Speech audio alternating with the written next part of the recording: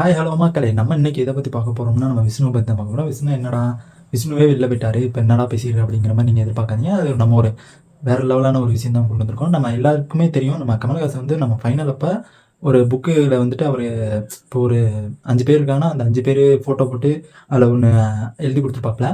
அதை வந்துட்டு நம்ம அர்ச்சனா அக்கா முன்னாடி எல்லாமே போஸ்ட்லாம் பண்ணியிருப்பாங்க. நான் அதை பற்றி வீடியோவும் நான் ஏற்கனவே போட்டிருந்திருப்பேன். அதே மாதிரி இப்போ வந்துட்டு நம்ம விஷ்ணு ப்ரோ வந்துட்டு இன்ஸ்டாகிராமில் ஒரு போஸ்ட் போட்டிருக்கப்ப தரமாக தான் இருந்துச்சு சொல்லப்போனால். ஏன்னா நம்ம அர்ச்சனா அக்கா கூட சொல்லப்போனால் அந்த ஃப்ரண்ட் பேஜ் மட்டும்தான் எடுத்து போட்டிருந்தாங்க. நம்ம தரமாக விஷ்ணு ப்ரோ தரமாக எடுத்து போட்டிருந்தப்ப ஏன்னா மொதல் பேஜ்லேயே வந்துட்டு அன்புடன் விஷ்ணுவிற்கு கமல்ஹாசன் அப்படிங்கிற மாதிரி ஒரு போட்டு அவரோட கையெழுத்து போட்டு நீட்டாக ஒரு வேற லெவலான ஒரு ஃபாண்ட்டில் எழுதி கொடுத்துருந்தாப்புல ஒரு கையெழுத்தில்.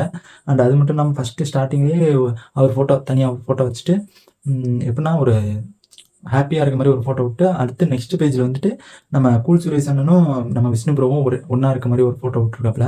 அண்ட் அது மட்டும் இல்லாமல் நம்ம விஷ்ணு ப்ரோ டீ குடிக்கிற மாதிரி ஒரு இது 3வது இதில். அண்டு நெக்ஸ்ட்டு வந்துட்டு என்னென்னா நம்ம நம்ம பாக்ஸிங் மாதிரி அந்த மாதிரி வேற லெவலான அந்த போஸ்டே பார்க்கும்போது ஒரு செம்ம இருந்துச்சு சொல்லப்போனால்.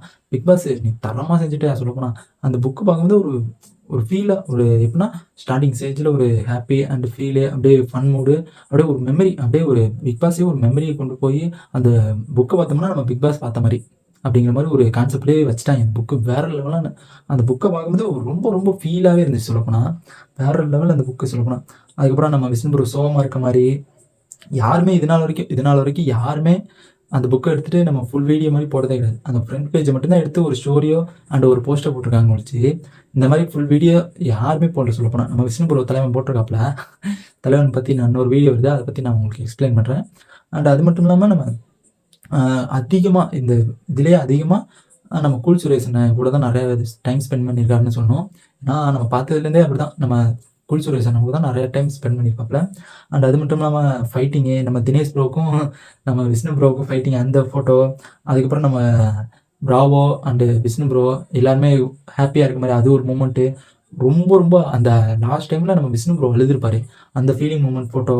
அது நம்ம ஜெயிச்சது நம்ம அந்த ஆனால் டிக்கெட் ஃபினாலில் ஜெயிச்சது அந்த ஃபோட்டோ, அந்த நம்ம போக்கிரி பொங்கல் அந்த அந்த கெட்டப்பில் இருந்தது எல்லாமே இருக்குது. அந்த நம்ம வந்துட்டு நம்ம அந்த புக்கை பார்த்தோம்னா நம்ம பிக் பாஸ் அந்த மெமரி ஃபுல்லாகவே ஒவ்வொரு பேஜ்லேயும் ஒவ்வொன்று பார்த்தோம்னாவே நம்ம அந்த மெமரி ஃபுல்லாகவே நம்ம 100 நாளுமே அந்த கடந்து போகும் இதுவும் கடந்து போகும் அப்படிங்கிற ஒரு ஃபீலிங் மூமெண்ட்லேயே நம்ம வந்துடுவோம். வேற லெவல் பிக் பாஸு தரமான ஒரு புக்கே அது. என்னை பொறுத்த வரைக்கும் நீ அதான் அருமையாக செஞ்சுருக்க. சூப்பர்.